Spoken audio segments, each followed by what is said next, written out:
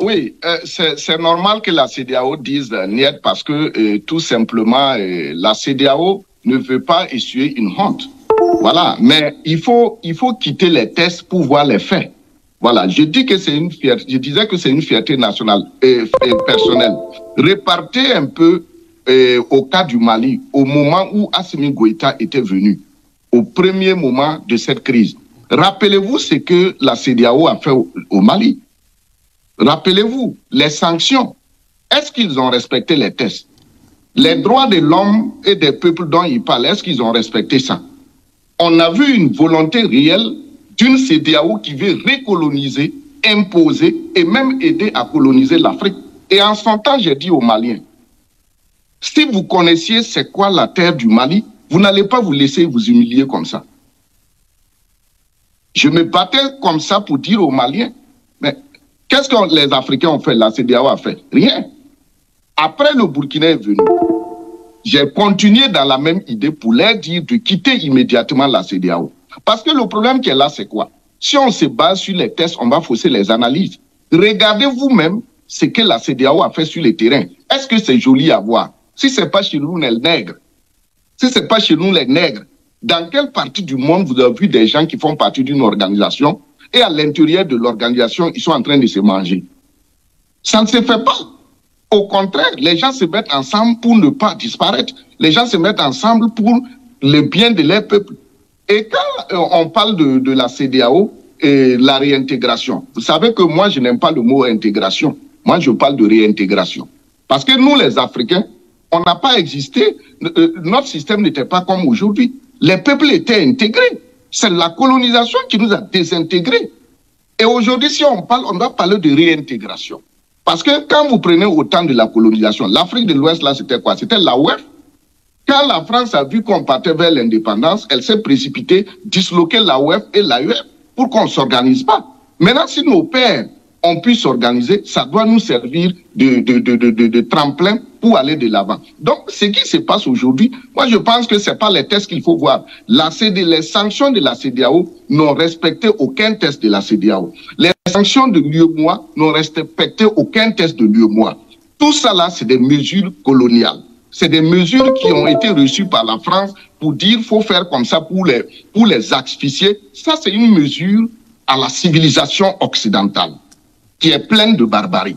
Les Africains, on ne connaît pas ça. Parce que même à la maison, il est interdit de refuser la nourriture à quelqu'un. Les Occidentaux ont asphyxié économiquement pour t'abattre militairement. C'est ce qu'ils ont tenté de faire à tous les peuples et dans l'actualité à la Russie.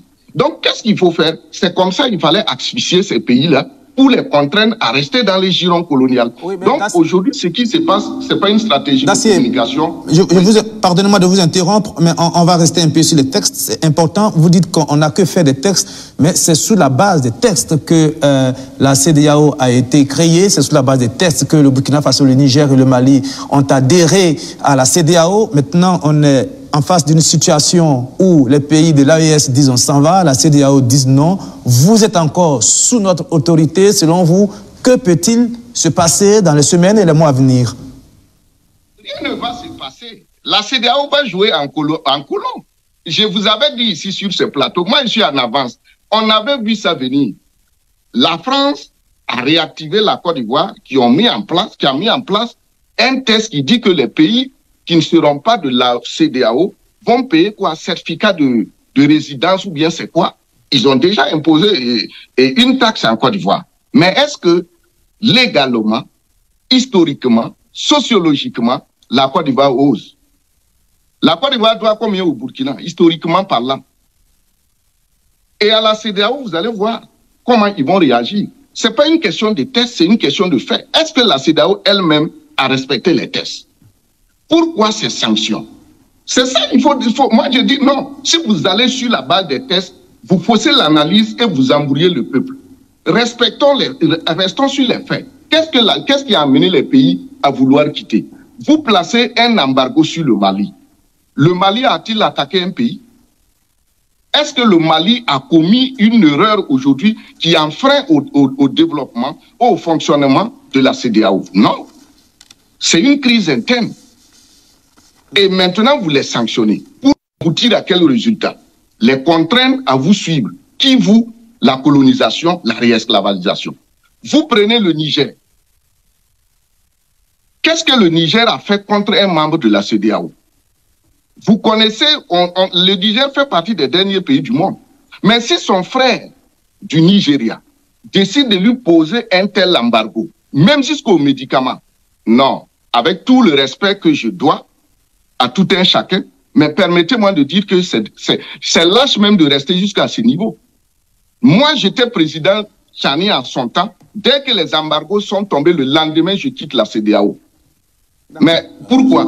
Ils sont restés croyant que ça va changer. Jusqu'à présent, rien n'a changé. Regardez le comportement de la CEDEAO. Et comme les aînés l'ont dit, c'est pour revenir dans quelques mois, commencer à venir, qu'il faut revenir